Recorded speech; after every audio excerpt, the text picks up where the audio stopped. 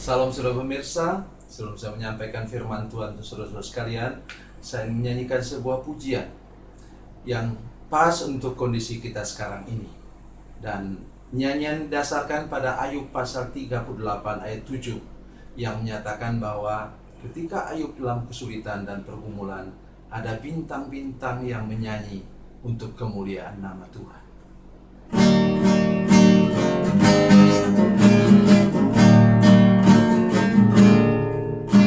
Tiada tampak terang di tengah hujan badai, sang pengembara merintih tak berdaya. Tinggal satu harapan, bila bintang bersinar, menunjuk kepada jalan yang benar. Bintang-bintang menyanyi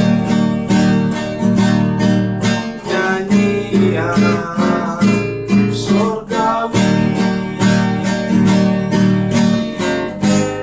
membangkitkan nikmat hidup ini,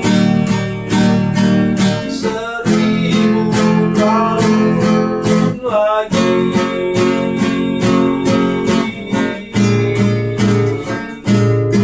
Bagi insan yang sengsara di hidupnya hari ini,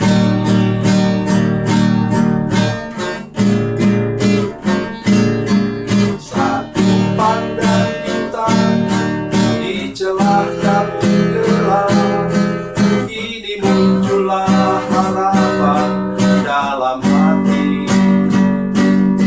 Walaupun ku sendiri, ku tahu Tuhan ada, Allah Bapa pencipta bintang itu. Bintang-bintang menyanyi nyanyian surgawi, membangkitkan nikmat hidup ini, 1000 tahun lagi.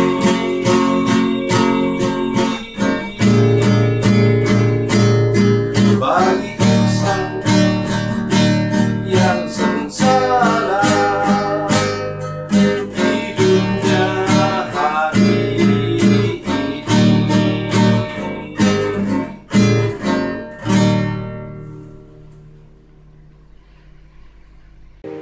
Salam saudara pemirsa, sampai jumpa kembali dengan kami dalam program Berita Pengharapan.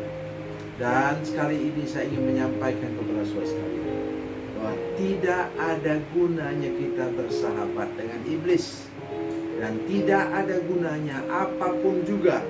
Dengarkan firman Tuhan ini dengan baik, supaya sudah sadar bahwa hanya Yesus yang dapat menolong dan memberkati saudara sekalian.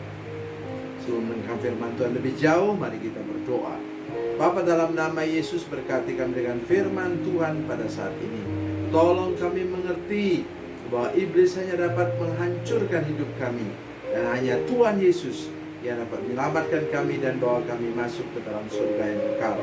Berkati kami saat ini, dalam nama Yesus. Haleluya, amin. Sudah pemirsa, mari kita membaca firman Tuhan dari Perjanjian Baru. Perjanjian Baru, Yohanes 10 ayat 10. Yohanes 10 ayat 10. Demikian firman Tuhan. Pencuri datang hanya untuk mencuri dan membunuh dan membinasakan. Aku datang supaya mereka mempunyai hidup dan mempunyainya dalam segala kelimpahan. Amin. Pencuri itu melukiskan siapa? Iblis. Pencuri apa di situ? Pencuri domba. Jadi pencuri datang hanya untuk apa? Mencuri tentu saja. Dia curi domba itu. Setelah dia curi, bukan dia gembalakan, tapi dia bunuh. Dan kemudian dia makan. Itu artinya membinasakan, buat menjadi puing dan hancur hidup kita.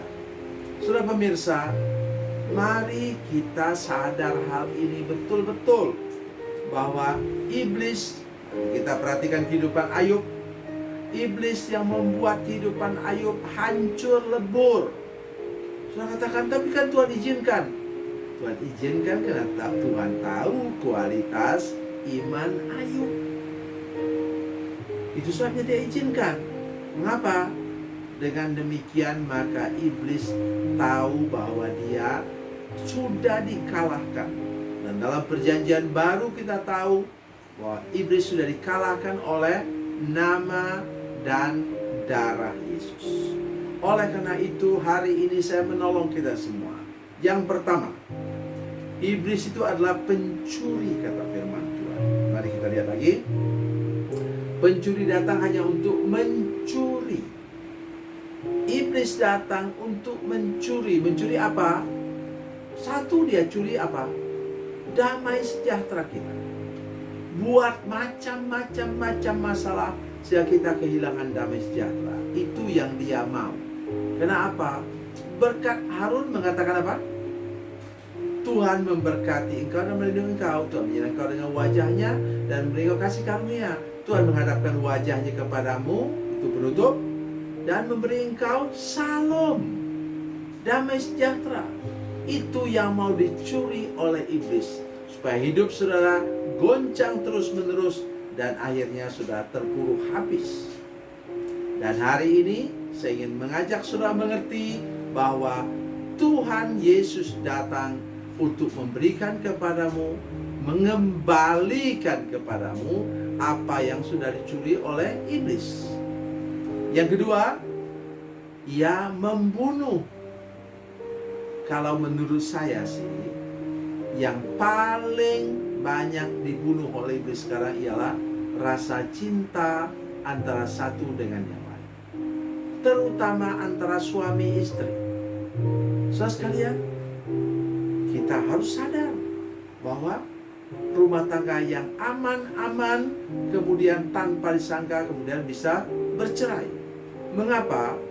Iblis adalah pembunuh cinta antara suami istri, sehingga yang baik-baik itu kemudian bisa pisah. Sampai orang kaget, kok bisa ya? Dan sekarang serangannya diarahkan kepada apa? Hamba Tuhan. Tolong para pemirsa sekalian, yang bila engkau seorang hamba Tuhan, jaga baik rumah tanggamu. Kalau engkau bapak rumah tangga, maka engkau harus bertindak tegas. Jangan beri kesempatan dan celah kepada iblis untuk membunuh cinta dalam rumah tangga saudara. Bila engkau ibu rumah tangga, mulailah lebih serius lagi berdoa. Ketika suamimu pergi bekerja atau hamba Tuhan, ketika suamimu pergi melayani, maka engkau berlututlah di rumah, supaya suamimu terjaga dari orang ketiga.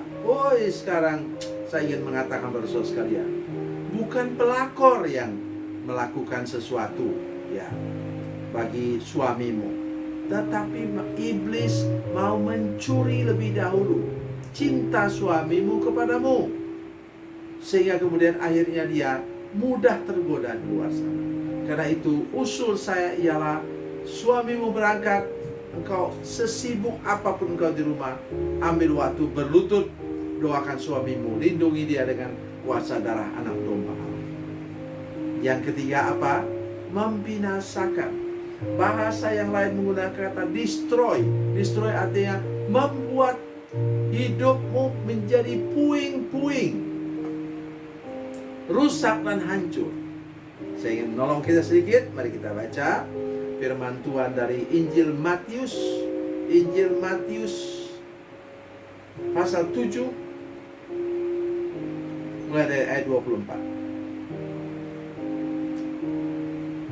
Ayat 24 katakan, setiap orang yang mendengar perkataanku ini dan melakukannya, ia sama dengan orang yang bijaksana yang mendirikan rumahnya di atas batu.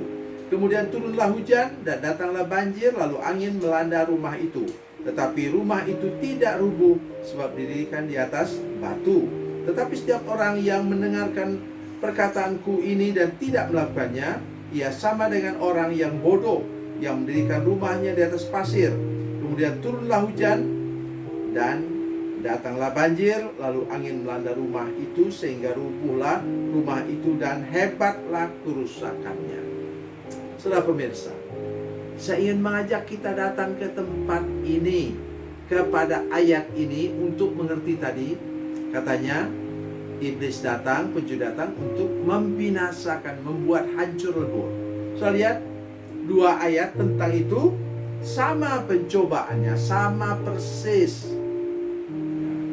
Ayat 25, kemudian turunlah hujan, datanglah banjir, lalu angin melanda rumah itu, tapi rumah itu tidak rubuh sebab didirikan di atas batu. Ayat yang ke-27, kemudian turunlah hujan, datanglah banjir, lalu angin melanda rumah itu sehingga rubuhlah rumah itu dan hebatlah kerusakannya. Saudara pemirsa, kita lihat pencobaan datang dari mana? Hujan datang dari atas, angin dari samping, dan banjir dari bawah. Artinya apa? Rumah tangga kita, hidup kita ini harus diuji, tahan uji. Tidak bisa kita menjadi anak manja. Sikit-sikit, Tuhan, kenapa Tuhan biarkan aku seperti ini? Tidak boleh begitu. Itu namanya anak manja. Dan tidak ada tempat untuk anak manja bisa meningkat ke level yang lebih tinggi. Apalagi jadi pemenang. Karena kerjanya mengeluh-ngeluh. Nah, sekarang saya ingin menolong kita sesuai dengan ayat firman Tuhan tadi, bahwa Yesus datang untuk memberikan kepada kita hidup yang lebih dari cukup, lebih dari sehat, lebih dari kuat, lebih dari makmur. Itu artinya hidup yang berkelimpahan. Apa gunanya itu air dalam tong atau drum itu kok berkelimpahan? Supaya bisa dia luber keluar dan memberkati orang lain. Itu tujuan Tuhan untuk merampas sekalian dari tangan iblis kepada tangannya yang berlubang paku. Sehingga di sana engkau diberkati berkelimpahan, dan dengan demikian engkau menjadi berkat bagi orang lain, menjadi kesaksian bagi orang lain, dan nama Yesus dipermuliakan dalam hidup saudara. Tuhan Yesus memberkati, Tuhan Yesus baik. Mari kita berdoa. Allah Bapa, dalam nama Yesus, terima kasih banyak untuk berkat firman Tuhan yang sudah kami dengar hari ini. Kami berdoa supaya kami beranjak dengan tegas meninggalkan pencuri yang menyamar, itu serigala berbulu domba itu Tuhan, sehingga kami bebas daripadanya dan kami dikembalikan kepada Tuhan.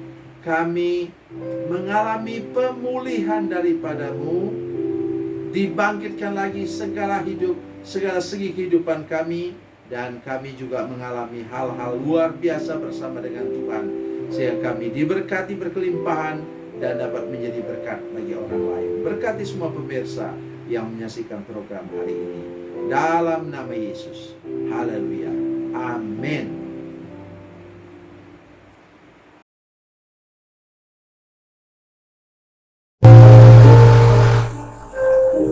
Bila Anda memerlukan dukungan doa kami, atau bila Anda punya masalah yang ingin didoakan, silakan menghubungi nomor telepon kami 0812 7661 1125.